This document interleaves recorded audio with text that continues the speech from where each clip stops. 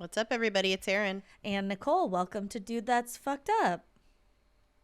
Welcome, everybody. Oh, boy. We're here again. A very happy Dave Matthews Band bus incident to you, my lady.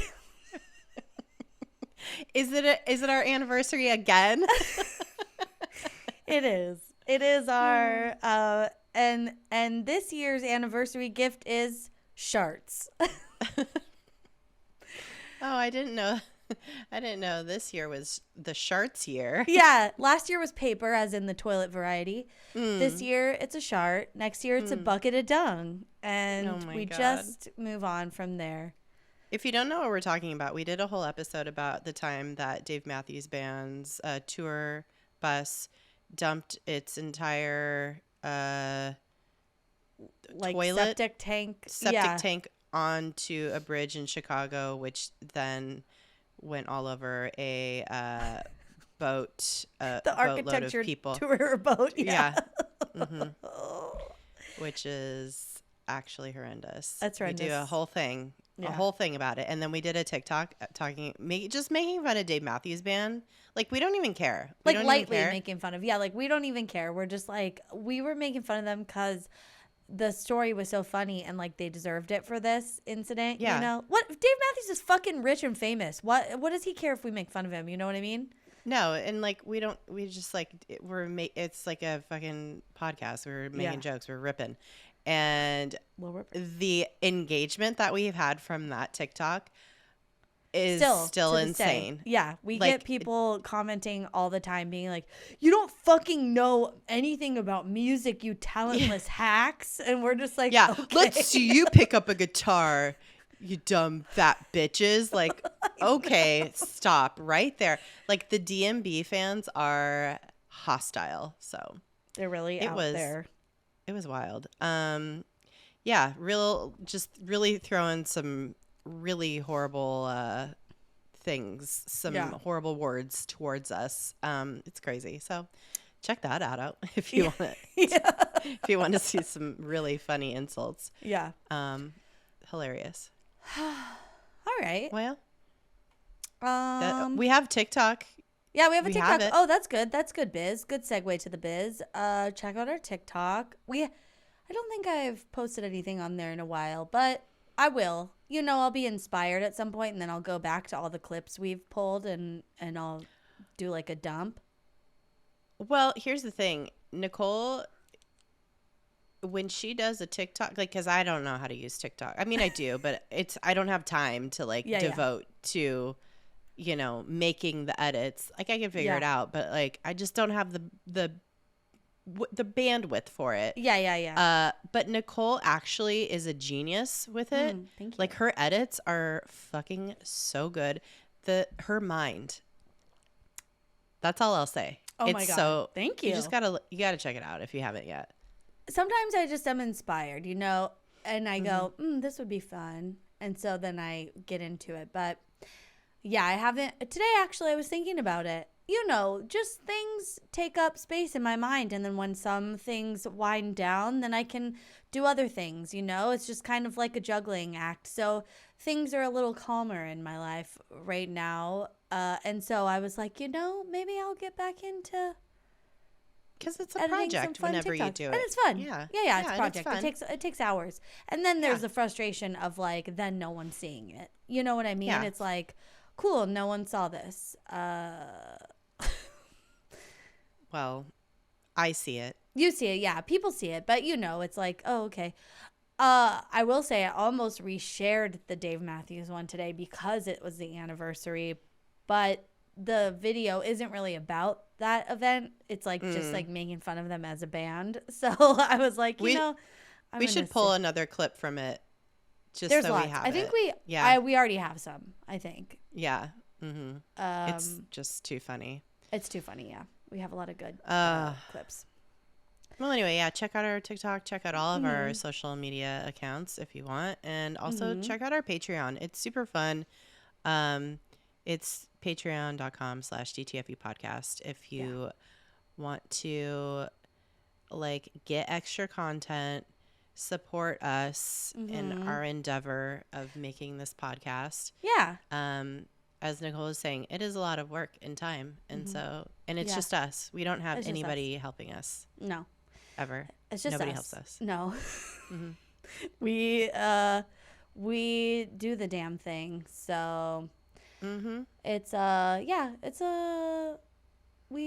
lot. it's a lot of work, yeah. And I think all the extra stuff, like on Patreon, we make that content because if you're a patron, you're giving us your hard-earned cash for additional content. And so we're happy to make that. And so that's always that's a priority.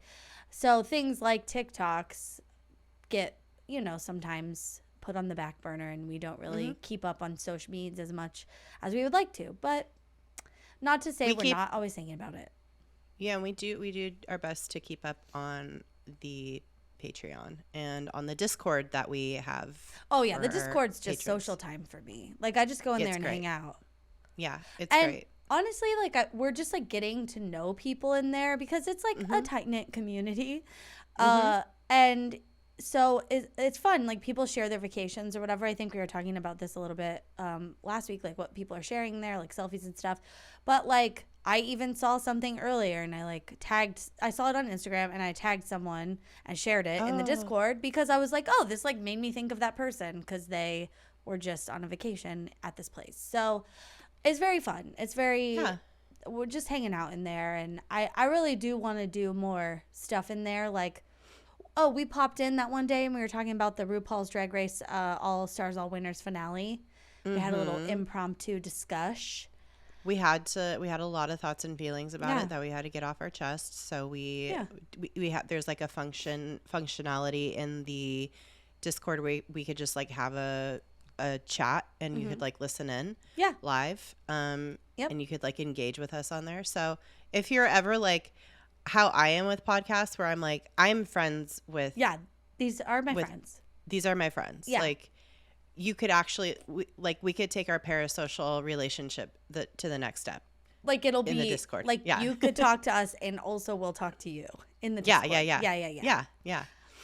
So because also it's just like a very fun, cultivated, we all share sensibilities because we're all super into the same stuff and it's just a very fun place. And also it is. I'm in so many Discords. I've been doing tabletop gaming, I'm like dabbling in tabletop gaming. I might do my first Dungeons and Dragons campaign soon. Oh, you should talk to my brother-in-law. He is he's like a DM, right? Is he like a dungeon master? Yeah, and he works for like a tabletop gaming company. So Okay, we'll offline this after. Yeah, we will. Well, and this was just all to say, I'm very excited about it. I'm getting a little into it, dabble, but it's very fun. And I played a Game of Thrones game yesterday with some people that I met in a Discord. And it's just like fun because we all just like jumped into his Discord. We were in there for a couple hours. We just like did this like fun little, we didn't even play a game. We just like created our house. Like if we were in Game of Thrones, like what would our house be? And we had like a slogan and a sigil and we had to roll the dice to figure out if we were like how old our house was, and then we were ancient, so then we had to roll our dice 9 times to figure out like what had happened in our history, and we just kept getting madness, which was like incest and like just people, like very Targaryen, and so it was fun. We were just laughing the whole time and just it was so fun. And anyway, so Discord's great. That's all to say, Discord's great. Yeah. It's really fun. So check that out. Also on our website, we have some merch. It's dtfupodcast.com. We have some fun merch in there.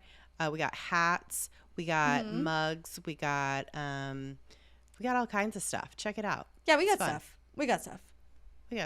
Oh my gosh, you were wearing your hat on Saturday. It was so cute. I was like, oh my God.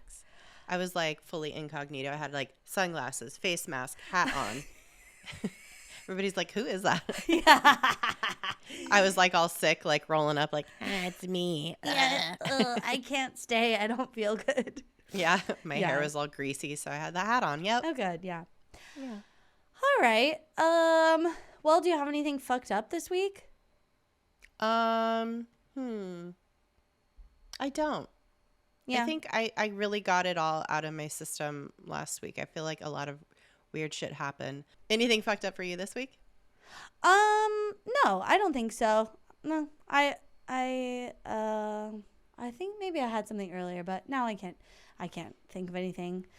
So we can just get into it, I think. Yeah.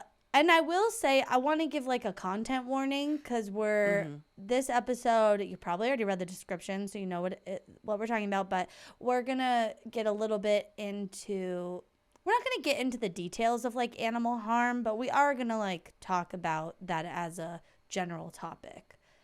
So just want to like give that content warning. You know, people are very sensitive about that. Like, that's like one of the things you can't write comedy sketches about is like an animal getting hurt.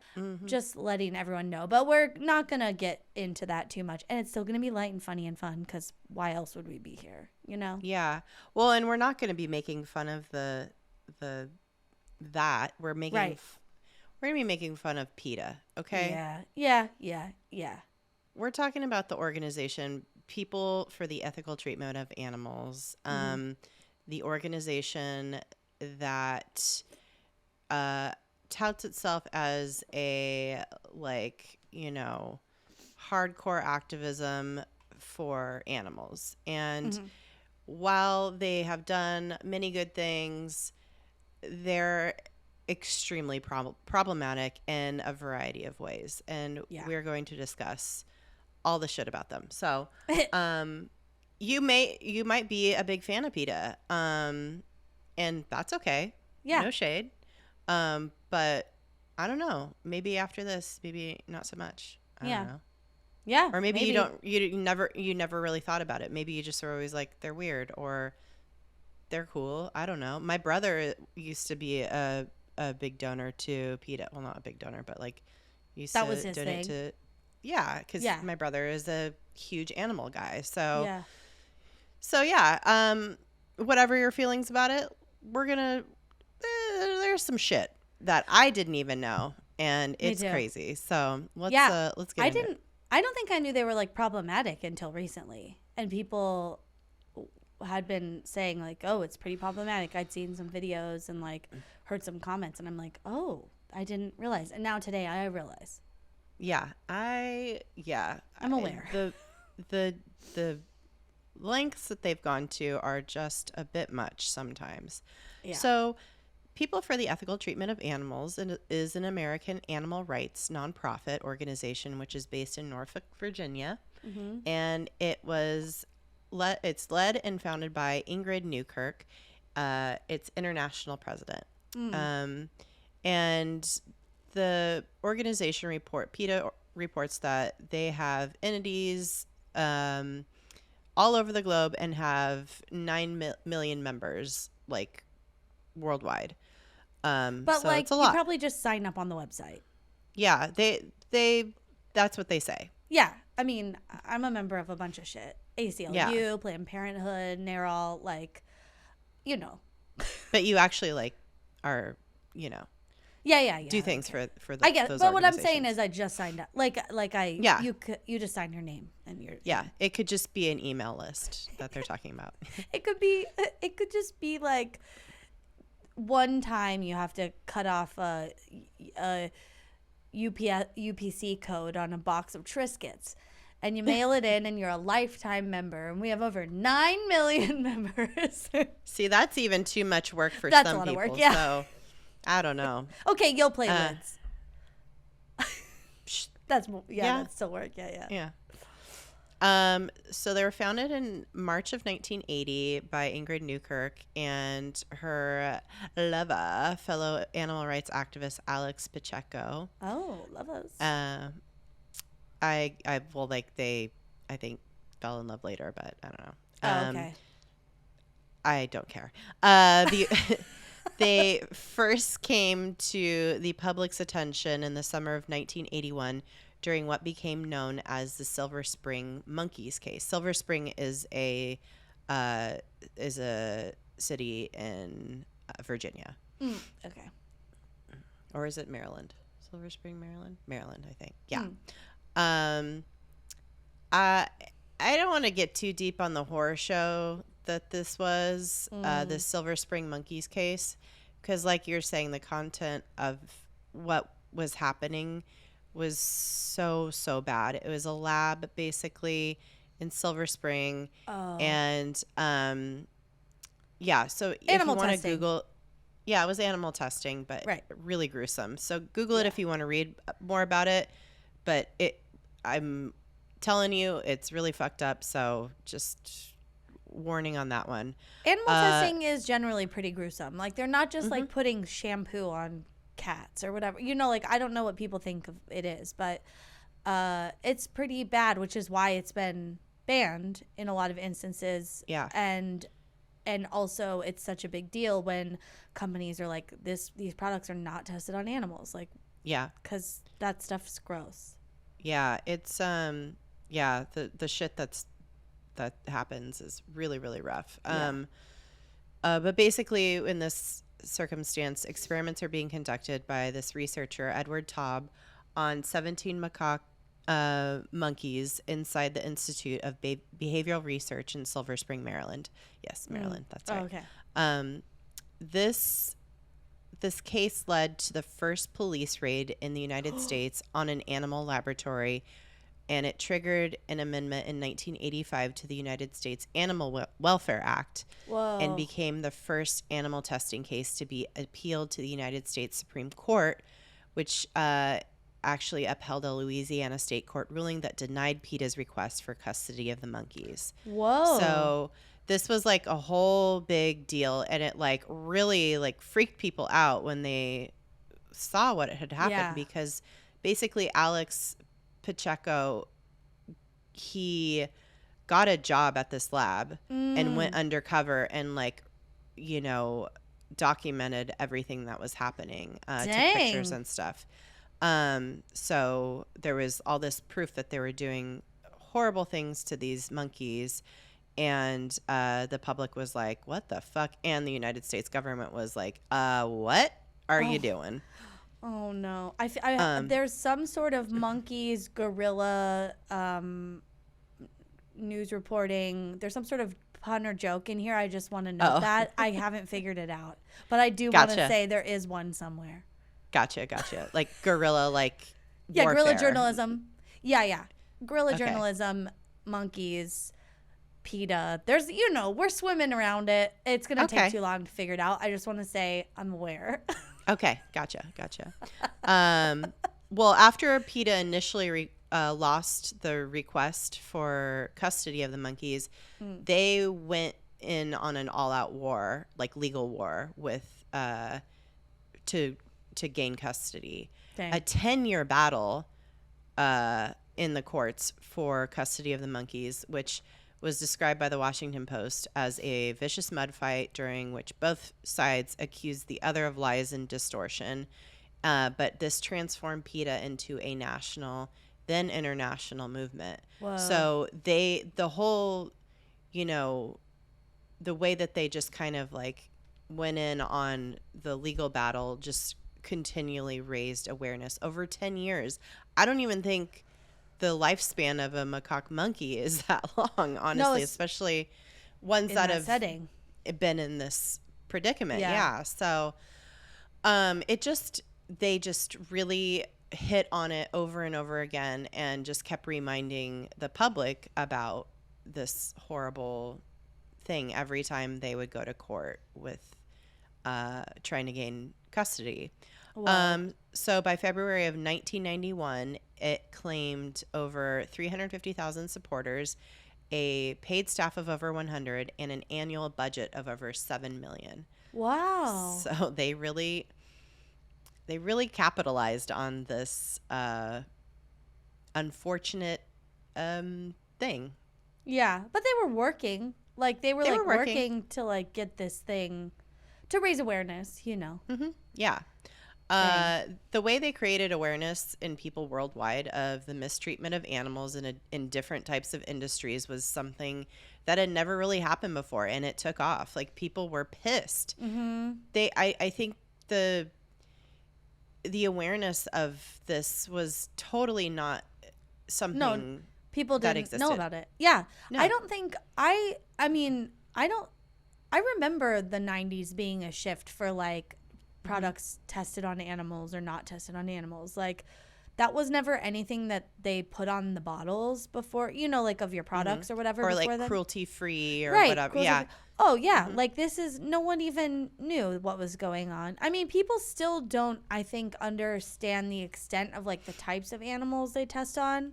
Like how, I don't know, like beagles are dogs that are frequently tested on, and they just rescued like thousands of them from a testing facility somewhere in the US, and we're trying to find like not PETA, but you know, like an organization just like freed a bunch.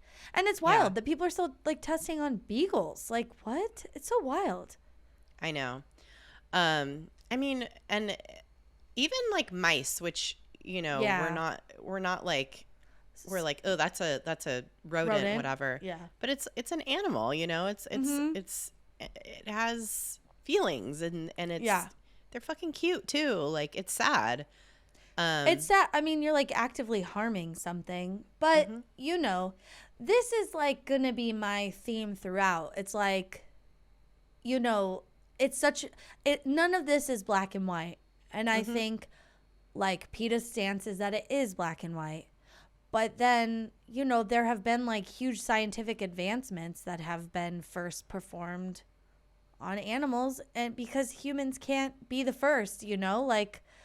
But also humans have been. True, and also humans have been. Yeah, that's true too. Yeah. So, you know. Well, yeah, in bad situations. Yeah.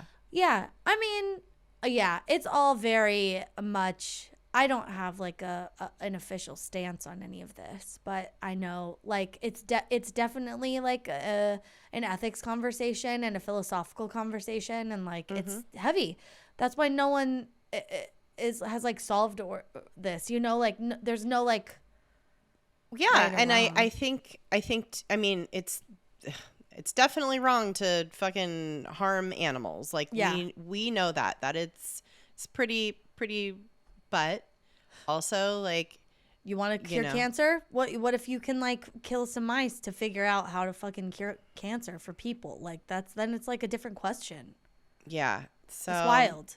It's fucked. Not saying that's right, but it's a question.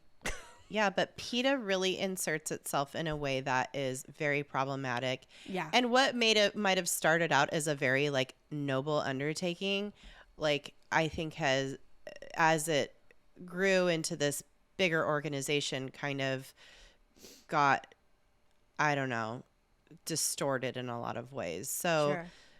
PETA, they oppose factory farming, fur farming, animal testing, and the use of animals in entertainment, among other things. Like, that was like the very first things that they were like, this shit sucks. And it's true. It does. Like, all those things are rough. Yeah. The animals are not treated well in any of those scenarios. No. They also campaign for vegan lifestyle. They're against eating meat, obviously. You know, fishing, killing of animals. They're not just against eating meat if it's vegan. Like, they're against using any animal byproduct. Right. Yeah. Yeah. Like eggs and milk and all dairy. That. Yeah. Even like, you know, gelatin, stuff like that, like in any animal byproduct. Killing of animals regarded as pests, so like rodents. Keeping of chained backyard dogs, cockfighting, dogfighting, beekeeping, and bullfighting. Oh, beekeeping. Interesting. I wonder why that's problematic. I guess because it's like you're like holding the queen hostage or something. Yeah, like the bees are working for you. Humans? Oh, interesting. That's weird. I don't know. Oh, I don't know how to feel about that. They also like are against people like having seeing eye dogs and pets like in general. Just pets in general. Yeah. Do they think of, you know how you said like the killing of animals regarded as pests are insects? Do insects fall in that category? I mean, insects are not animals. They're insects. Oh, so they're okay with killing cockroaches or whatever. I mean, unless like these people are, you know, claiming to be like Jainists, which is be against the killing of any living thing. Yeah, anything. I don't know. Who's to say? Huh.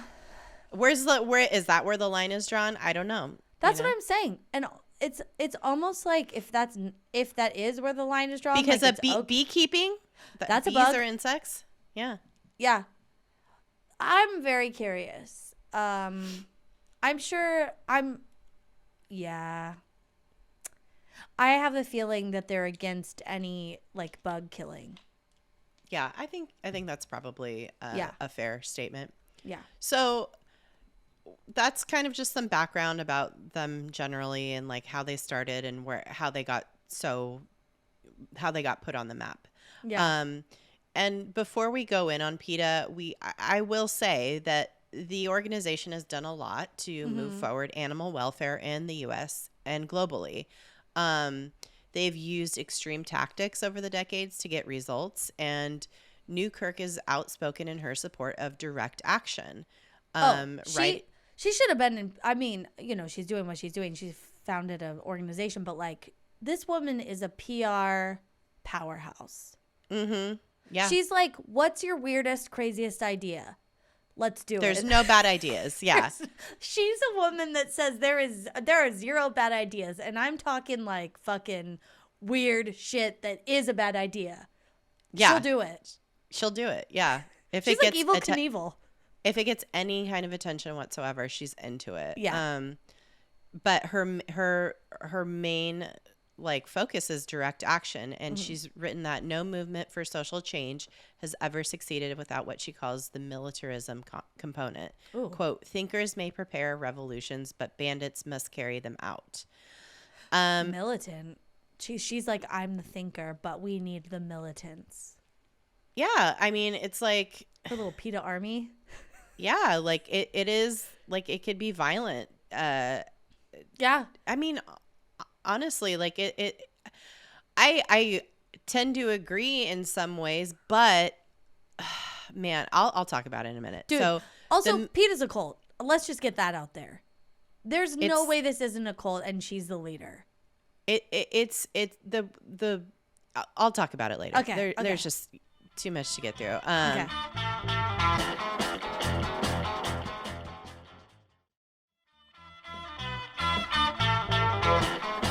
The main form of direct action that they utilize is people from PETA going undercover into slaughterhouses, dairy and poultry farms, labs, circuses, ranches, pet stores, whatever, and recording the horrible conditions and treatment of animals. Like literally people that work for PETA will go apply for jobs at these types of places, work for months under the guise of just being like a normal person, but the whole time they're like recording all kinds of heinous stuff, which it's kind of fucking badass. Expose. That's fucking like guerrilla journalism. Like they're getting in there. They're just like doing the work and to expose this shit. It's pretty smart and like cool. Yeah, I that's the kind of shit that you would hope for any activist organization to do. Like as long as it's like truthful and there's context and all that, like, and it's fully laid out and you're like getting everything recorded, then great. And so many of their undercover operations have resulted in companies being investigated further by the government, which has in turn resulted in fines and changes to company policy. And, you know, all that is great. But mostly PETA gets into huge lawsuits with corporations because of this practice. When you have a person who becomes an employee who is like recording a narc. He's a fucking narc. Yeah.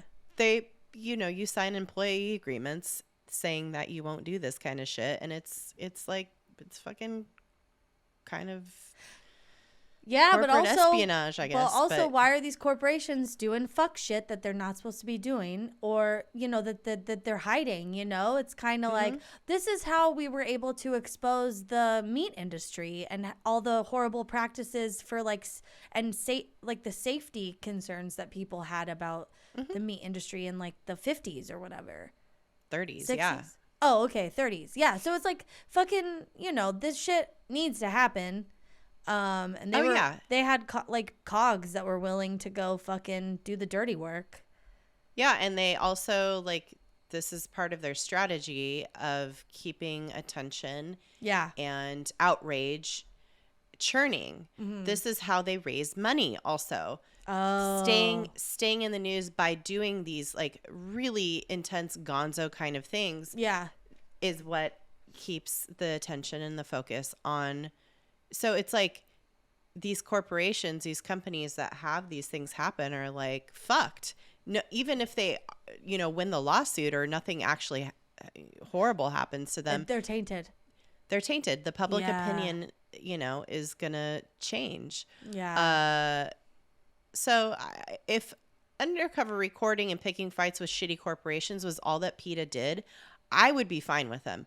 But unfortunately, they have a whole other level of fuckery going on that has greatly overshadowed their entire original purpose, I personally believe. Yeah. I mean, they have levels of fuckery. But real quick, before we get into that, one more cool thing that I think they've done in recent years, they do this counterintuitive thing. This is high level corporate espionage or something. It's not sending people in to do guerrilla journalism. It's higher levels, and it's very white collar, but they go in and they'll purchase stock in public companies that are restaurant business, food, apparel, businesses that sell meat, leather, animal products, byproducts, goods, whatever, and they'll qualify as a shareholder. And then once they have enough shares to be someone who gets to vote and participate on the board and stuff, they go in and they just cause a ruckus and they're basically holding the board hostage. And then they'll be you're not going to be able to do anything because I'm not going to use my vote to I'm just going to block everything you want to happen until you look at these resolutions that we've put together and these issues that we want you to handle, and you make some changes.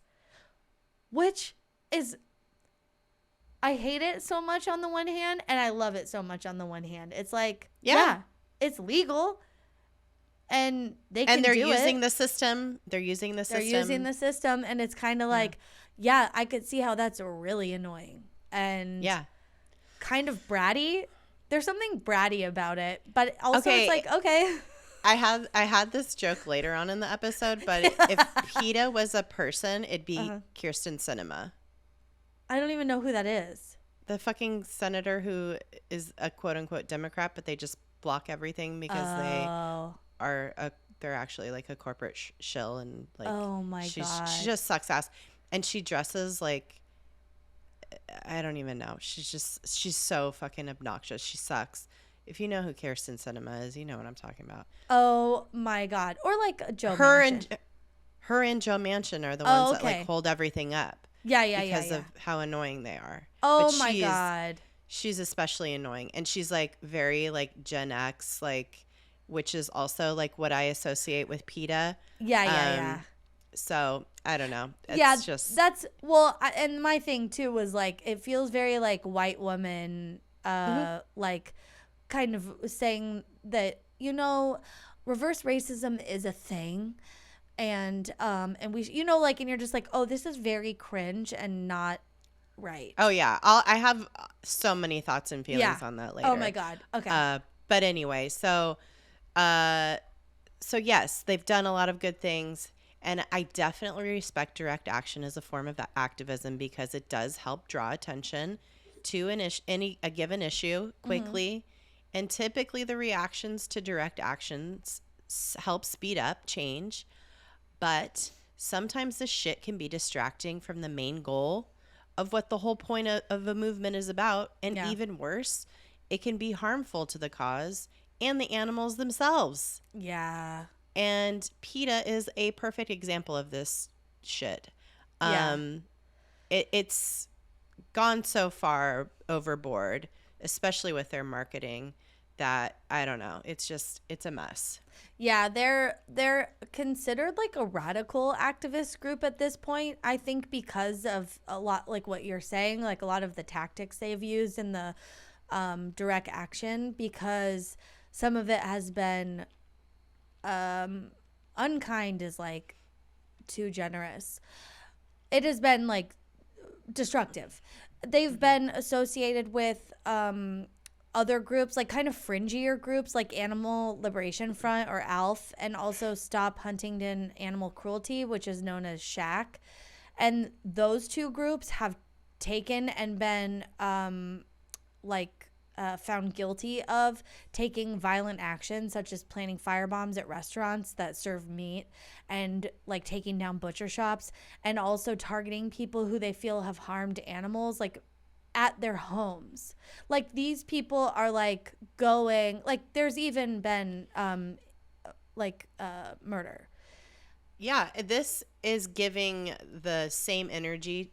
Like to me, this is the same energy as people who are like extremely pro-life who murder abortion doctors. Yeah. And you know, like target like pipe abortion bombs. doctors. Yeah, in clinics and shit. Yeah, totally. Yeah. Like it's the same thing. It's like you're so blinded. so obsessed that you're actually harming humans, like you're hurting people. Like what's the, you know, it's very pro-life energy to me. I think for sure. Know? Yeah. It's weird. Also, okay, this, I just want to like, we're going to have some like, not funny, but we're going to have some like cringier stuff. But I do want to talk real quick about, they've been in a lot of hot water for the past decade, but honestly, it goes back to like the early 90s if you look at their stats, because they have a shelter in Virginia and they have excruciatingly low adoption rates at their shelter. So in 2011, The Atlantic had an article because there was a report that came out that some actual like anti-animal harm, you know, activists were like really called out. Like they were like, hey, this is like a red flag. What's going on with PETA? And this is kind of like when everything started to come out in terms of like how they run their business. So in 2011, The Atlantic reported that they euthanized 99% of the cats that they quote unquote rescued and 94% of the dogs. And like in the 90% like percentile, no. Like I don't even think kill shelters have that is a high kill shelter. That is I mean, I think kill shelters try harder to get the animals people to adopted. Adopt. Yeah.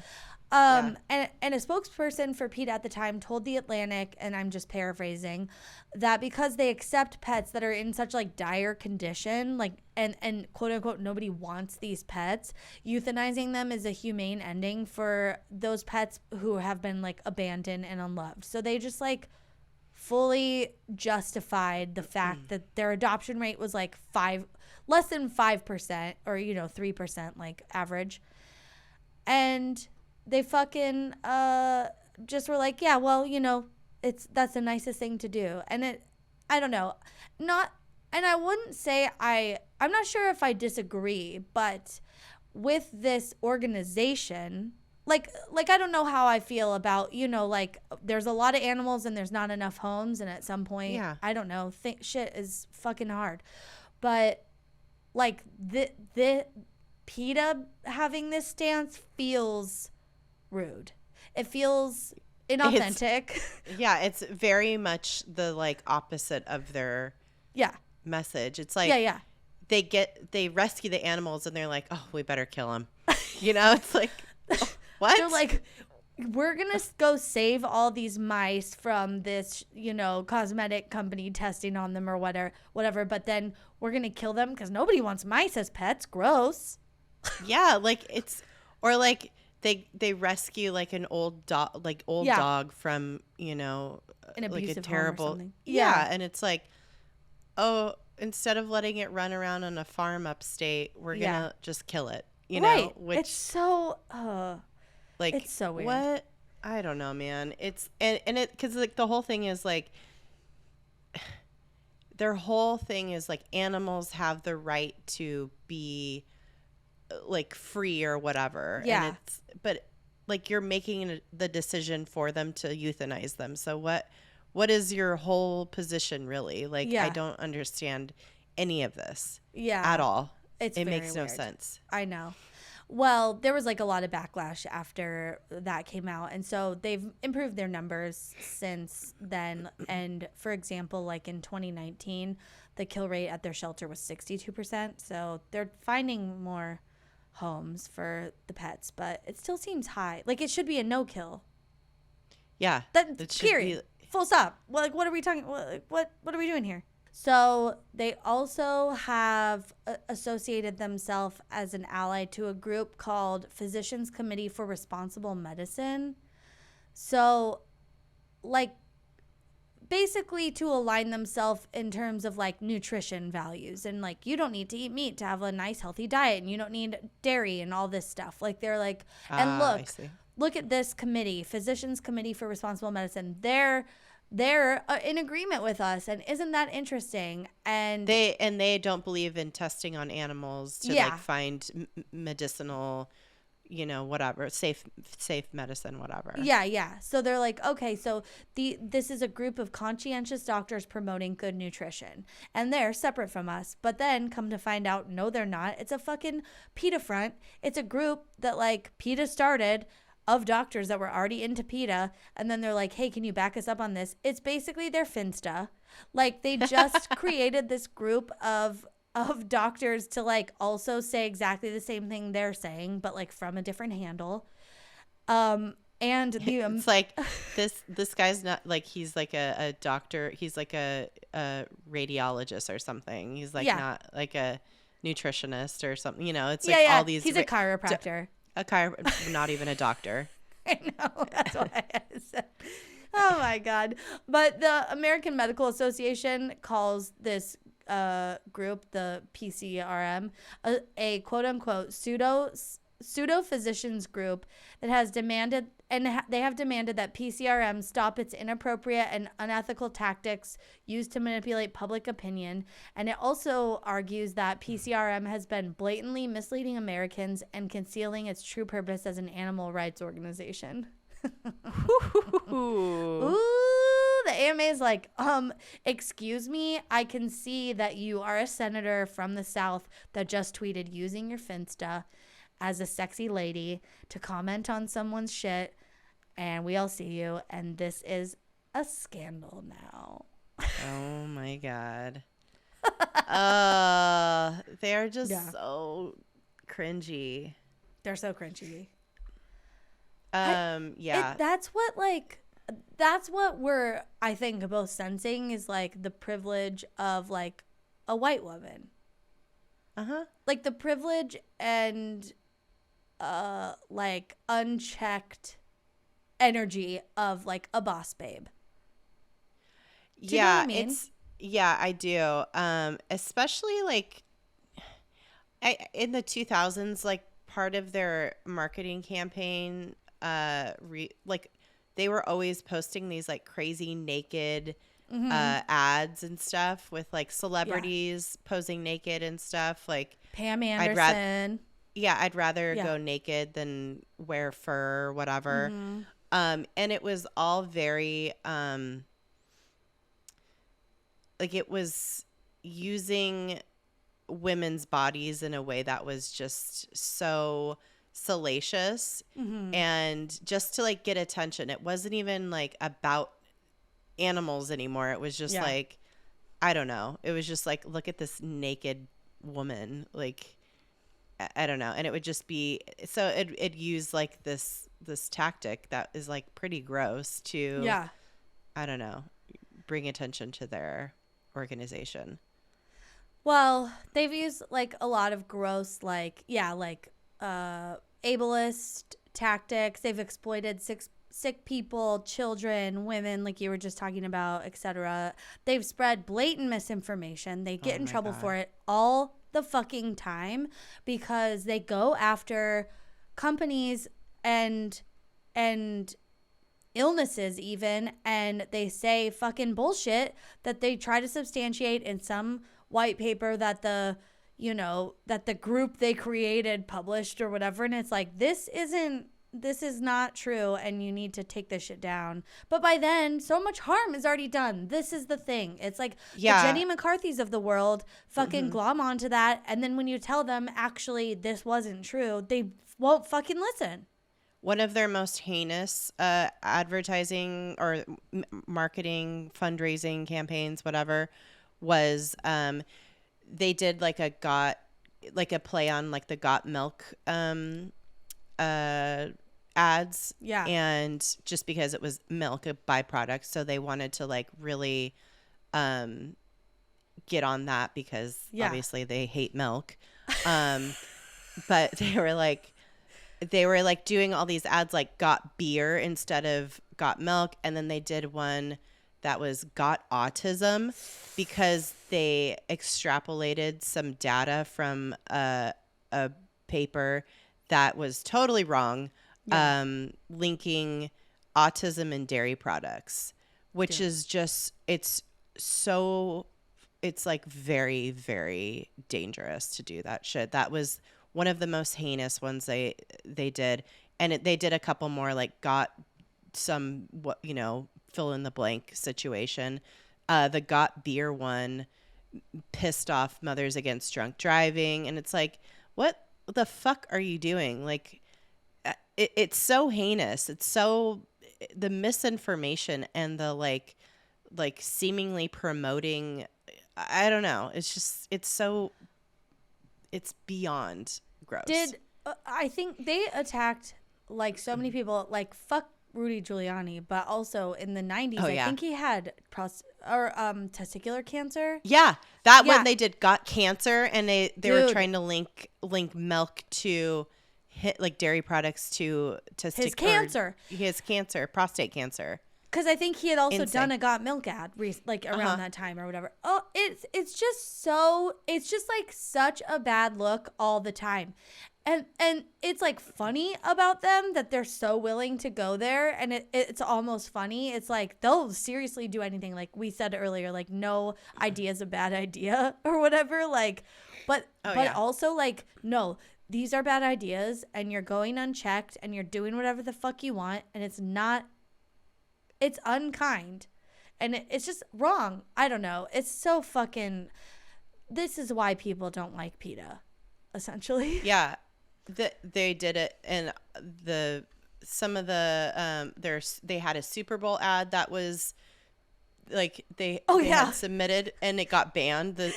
Yeah, because it claimed if it said last longer, go vegan. It was like a fucking false claim that if you're vegan, you can have sex longer, like you could last longer, and it was like a really horny ad, which the Super Bowl does not shine away from horny, but what they don't like is fucking lies. You can't just make false claims. Well, they don't even really like horny that much, but like. Well, they like sexy ladies. They like sexy ladies, but that's it. Yeah. Yeah. But yeah, also like nobody wants it to be that long. Like, calm down. Ugh. Oh my God. Seriously. Like, I don't. Oh. No one has the energy or time for that, dude. I'm fucking tired. Also, like, all you do is talk about how you're vegan. Shut the fuck up. No, I'm just kidding. Yeah. Also, why are you fucking a vegan? No. It's like the PETA people make veganism their personality. Also, it seems like this is like all part and parcel. It's like all the Venn diagram is a circle. They're just like it's really like they're trying to win this like moral high ground of that doesn't exist, and no one else is like fighting for it. Yeah, it's and the equivocations that they're making with some of their advertising campaigns are extremely fucked. Yeah. In 2003, there was a campaign that featured images of Jewish people in Holocaust internment camps next to animals being raised for meat in an effort to equate the suffering of humans and animals.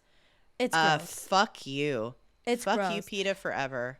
And it's not even like you'd be like, oh, maybe that's what they're inferring. No, it's like famous images from like Auschwitz and shit. Like, you know, you've seen that in a history book and it's next to like fucking chickens or whatever. And you're just like, the fuck? Like, My God. Obviously they got in trouble for that, you know. And then in 2009, they sent 2 activists to protest the Westminster Dog Show, donning white robes, like white KKK robes, to suggest that animal breeders were as bad as white supremacists, creating a, quote, master race of canines. Oh, my God. Literally 2 people, white people in fucking white hooded robes down at the fucking Westminster Dog Show, just walking around being like, you guys are the worst. Like, this is what you, like, what? It doesn't even make sense to me. It doesn't make sense. It's like they are so far in their like little bubble of self-righteousness that they have no self-awareness. It's actually wild. It's like their self-righteousness meets like edginess. It's like, how edgy can we out edgy our edge? And then it's just like, yes, let's use KKK and Holocaust imagery to like get people's attention. No. Let's not do that. That already has, those have their own meanings already. Let's like leave that alone. Maybe just like talk about how you think this is bad. I think you could just talk about it in a way that's like not like taking people will something still be awful. mad. People will still be mad. You don't need to make them mad to where they hate you. Like, this is what's happened. Now we hate you. Now we hate you, PETA. And we don't want to listen to any fucking thing you have to say because you have invalidated every single argument you've made and nobody wants to hear about it. Like, what the fuck? This is why I think PETA's a cult and they just do a lot of drugs. And that's how they come up with a lot of these ideas. Like, they're fucking, I mean, they're vegan, so maybe they're doing like shrooms or like acid or something. Like, who knows what they're doing? But I just feel like they're having these like ayahuasca. Who knows?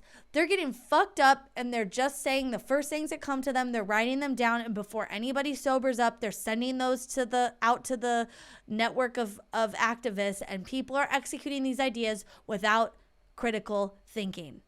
And it is a bad idea. There's something broken that needs to be fixed because, for example, Exhibit A.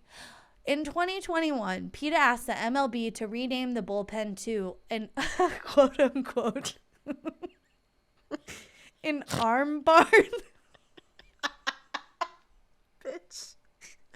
I cannot. They argued that the term bullpen has speciesist roots because it is where bulls are held before they are slaughtered. Shut the fuck up. Shut the fuck up. Arm barn. This is arm barn? This is not an arm barn, okay? Oh my God. It's just not. First of all, arm barn. That cannot be real. That doesn't sound good. First of all, arm barn. It's too, like, it doesn't feel good in the mouth. It doesn't sound good. It's not interesting. I get it. Doesn't roll off the tongue. Why have a barn in it at all? Like, you couldn't think of like something unrelated to animals? Arm pen. Arm pen. Oh my God. Okay. I hate and it. then I know Exhibit B. Okay, PETA I forget what, I think this was in 2009 maybe. They had they wanted to rename fish to sea kittens. That was their campaign. They had like a whole campaign around this where they wanted to rename fish sea kittens because they thought, they're fucking wild. Up. Who knows what they think, but I think they thought, oh, people won't eat fish if it's kittens. They're so dumb. They're so dumb. It's stupid. Oh my God. And then just Exhibit C is just go to their TikTok because it is fucking wild. Okay. It's all like, it's just all white people with dreadlocks like vibe. You know what I mean? Mm-hmm. It's just like, this is not it's so misinformed. It feels like they're taking things from other people. All of it just is yuck. And one of their most recent TikToks, they're shaming people. They're like, oh, I bet you think this. They're like, I bet you think this looks good, don't you, or whatever. And it's a crab being cut down the middle. Like, they're shaming people. Like, oh, if you look at this and think yum, you're fucked up or whatever. And then it like goes into, what if this was a cat or a dog? Like, you wouldn't be saying yum then. Like, that's speciesism or whatever. And it's just like, do you not? You don't understand, like, the world. Oh, I don't know. Well, so they have this word that's made up called speciesism. Yeah. Speciesism. Yeah. It's a made up term. Yeah. And when you go to their website, the header is this image that says, bigotry begins when categories such as race, age, gender, disability, sexual orientation, or species are used to justify discrimination. Nope.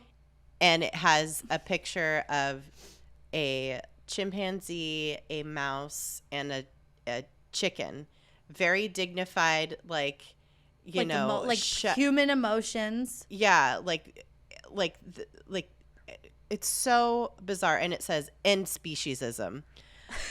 And they have completely hijacked a valid, like, I don't know. It's just they've reappropriated this. Yeah. Which is what they do. Like activism for, you know, it, like how you're saying, like it feels like very white woman claiming reverse racism. Yeah. It's actually worse because this whole thing is very much, it's just a false equivalency, and it's reappropriating this type of this made up word. And unlike reverse racism, the plight of animal cruelty is real. Yeah. And there should, of course, be activism and awareness about animal cruelty. But you do not get to create an entire marketing campaign around a made up word that equivocates the oppression of people of color and systemic racism with animal cruelty. Yeah. Like, they're two separate and very serious things. Yeah. And when you lump them together in such a salacious way, you make them both seem so unserious, and all the messaging is just cynical after that. It just doesn't, it makes it all like, you know, it goes to the point of, it makes it all parody at that point.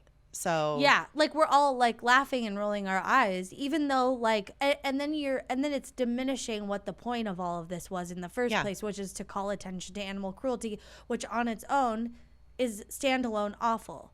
Like, we can all see that and agree without equating it to fucking internment camps or the plight of black people in this country and saying that's the same thing as like eating crab. Sorry, not the same thing. Humans are humans and animals are animals. I'm sorry. Like, it's not the same. Well, and it even further, it hurts the movement because people see them making this like almost like a joke, basically. Yeah, their entire website is like ridiculous. It feels like parody, like you said. It feels like parody, and it actually makes people go the opposite way and like be like, well, fuck this, I'm definitely eating, you know, every animal that I can. Like, you know, it's just like it's actually, or it just makes people just say, I don't give a fuck, whatever they say is probably not true because they're so unserious. And like so all over the place, so like inconsistent messaging. Like, it just, like the whole thing with like the euthanizing all the pets and then being like, don't eat crab. It's like, what like, what are you talking about? It's like they're the I hate to use this as a this saying as a any kind of animal associated with any kind of saying when I talk about PETA, but it's like the dog that caught the car. Oh, they